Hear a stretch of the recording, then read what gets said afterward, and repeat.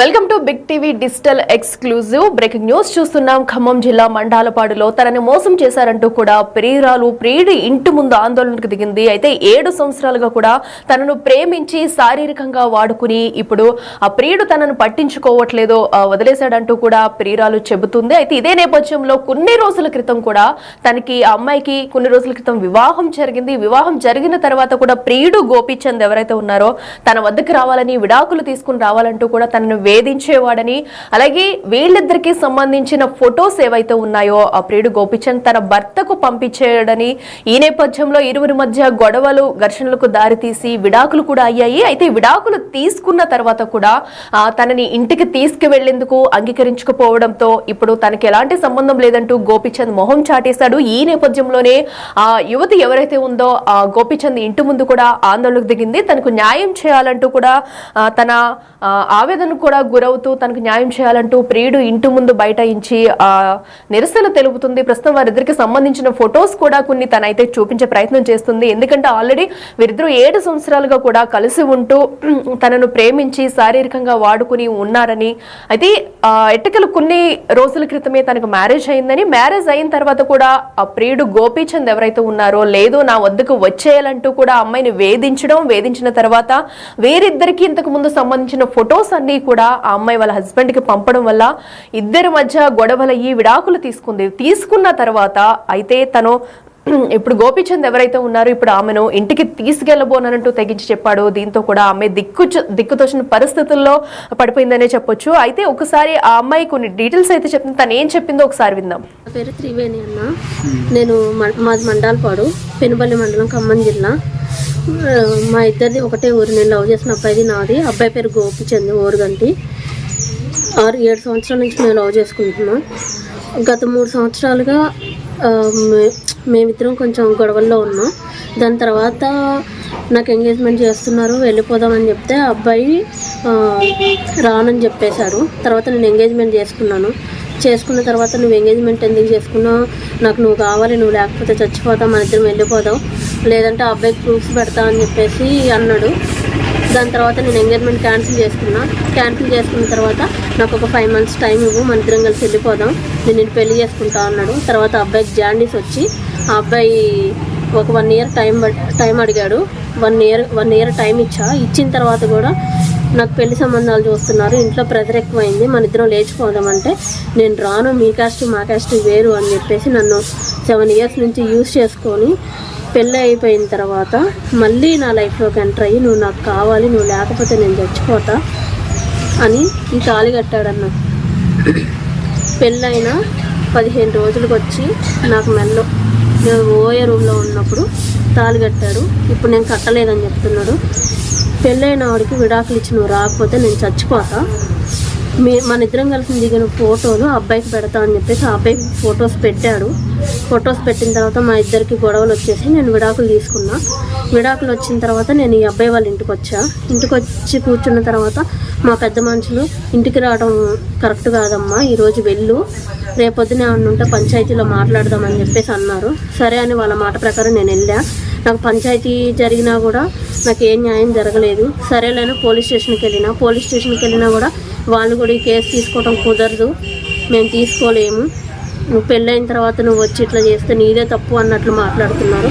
కనీసం ఆ అబ్బాయిని పిలిపించి కూడా మాట్లాడినా ఒక 5 నిమిషాలే మాట్లాడారు. ఈరోజు సిఏ గారి దగ్గరికి వెళ్ళా. సిఏ గారు కూడా కుదరదు, మేము లీగల్ లాయర్తో మాట్లాడుకున్న తర్వాత ఏమేమి సెక్షన్స్ వస్తాయో అప్పుడు మేము పెడతాము ఆలోచించుకొని అని చెప్పారు. నాకు ఏదన్నా న్యాయం కావాలి.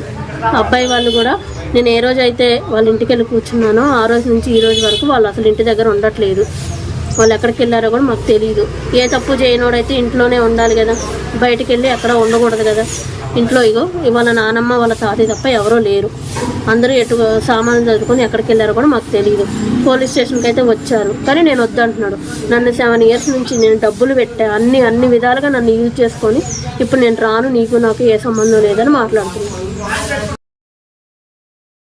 ఎస్, మనం చూసాం కదా ఆ యువతి మనోవేదనంతా కూడా. ఎందుకంటే తన పెళ్లికి ముందు కూడా ఇలాగ పెళ్లి చేసుకుందామని ఆ యువకుడికి చెప్పినా కూడా తను వెనకపోవడం, పెళ్లికి అంగీకరించకపోవడంతోనే తను వేరే పెళ్లి చేసుకుందని. బట్ చేసుకున్న తర్వాత కూడా గోపీచంద్ వివాదాల్లోకి తీసుకువెళ్ళడం, ఎందుకంటే కొన్ని గొడవలు సృష్టించడం, నా దగ్గరికి వస్తావా రావా అంటూ కూడా నువ్వు విడాకులు తీసుకోవాలంటూ తమను వేధించడం, తన భర్తకు ఫోటోలు పెట్టడం వల్లే నేను మళ్ళీ విడాకులు తీసుకుని వచ్చాను, వచ్చిన తర్వాత కూడా తన మొహం చాటేశాడని, తన ఇంట్లోకి తీసుకెళ్లట్లేదని, అలాగే వీళ్ళిద్దరు కూడా ఒక హోటల్లో ఉన్నాము, తన మెడలో తాళి కూడా కట్టాడంటూ కూడా యువతి చెప్తుంది.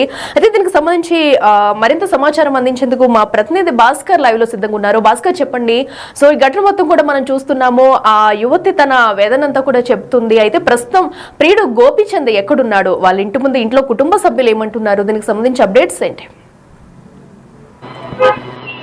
ఎస్ఐకిలా ఇప్పటికే సత్తుపల్లి నియోజకవర్గంలో పెనుమల మండలం మండాలపాడు గ్రామానికి చెందిన గోపి అనే యువకుడు మరో యువతితోటి టోటల్ గా గత కొన్ని సంవత్సరాల నుంచి సహజీవనం చేస్తూ ఇప్పుడు వాళ్ళు నివసిస్తున్న నేపథ్యం అయితే ఉంది. మరోవైపు అంతకంటే ముందే ఆ యువతికి ఒక పెళ్లి అయిపోయిన తర్వాత తన భర్తతో నుండి వేరుగా ఉండాలంటూ, తనతో వస్తే తనతో మళ్ళా వివాహం చేసుకోవాలంటూ మాయమాటలు చెప్పడంతో కూడా సదరు యువతి కూడా ఆ మాటలకు ఒక్కసారిగా ఆయన నమ్మేసి బ్లైండ్ గా అగ్ని సాక్షిగా తీసుకున్నటువంటి భర్తను వదిలేసి మళ్ళీ అక్ర సంబంధంతో చక్కబెట్టుకోవాలనుకునే ఒక నేపథ్యంతో మొత్తానికి గోపీచంద్ అనే ఒక వ్యక్తితో సహజీవనం చేస్తూ తను కొంతకాలం నివసించింది. ఫలితంగా చూసుకుంటే తీరా మోజుదీరిన తర్వాత సంవత్సరాల తరబడి అయిన తర్వాత కూడా తీరా గోపీచంద్ తనకు వద్దు వెళ్ళిపో అని చెప్పంటూ తన అమ్మాయిని వాళ్ళ ఇంటికి గోపీచంద్ వాళ్ళ ఇంటికి రానికుండా అడ్డుపడడంతో కాకుండా కనీసం ఆ ఊర్లో తలెత్తుకోని లేకుండా చేయడంపై కూడా కుటుంబంలో కూడా కొద్దిగా అంటే యువతని కుటుంబంలో కూడా కొద్దిగా ఆందోళనకరమైన పరిస్థితులు ఏర్పడి ఫలితంగా తనకు న్యాయం చేయాలంటూ పలుమార్లు పెద్దల సమక్షంలో పంచాయతీలు పెట్టినా కానీ ఎలాంటి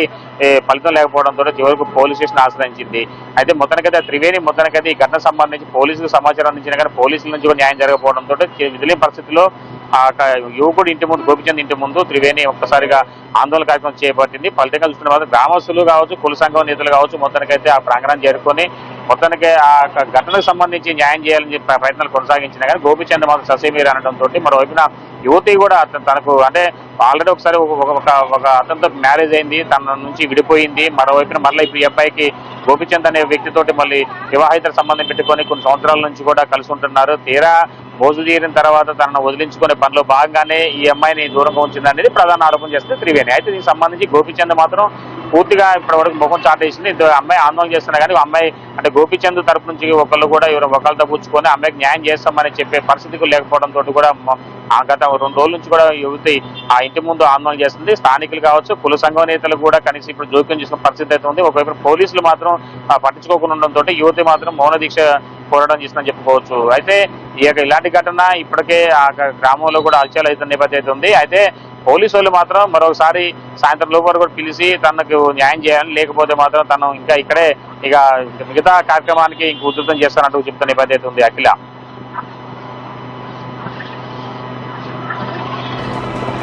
ఎందుకంటే ఆల్రెడీ చూస్తున్నాము తనకి ఒకసారి మ్యారేజ్ అవ్వడము అయిన తర్వాత కూడా తననైతే మళ్ళీ విడాకులు తీసుకుని వచ్చేయడం కూడా చూస్తున్నాం. సో ప్రస్తుతం అయితే ఆ యువతి పరిస్థితి ఎటూ కాని దారిలో ఉన్నట్టు కూడా తెలుస్తుంది. ఎందుకంటే ఎవరొకరు స్పందించి న్యాయం చేయాలి, మరో పక్కనైతే పోలీసులు కూడా దీనిలో జోక్యం చేసుకోవట్లేదు, సహకరించట్లేదు అని కూడా ఆ యువతి మాటల్లో మనకు తెలుస్తుంది. మరి ఇప్పుడు ఆ కుటుంబ సభ్యులు ఎవరున్నారు అక్కడ, డీటెయిల్స్ ఏంటి?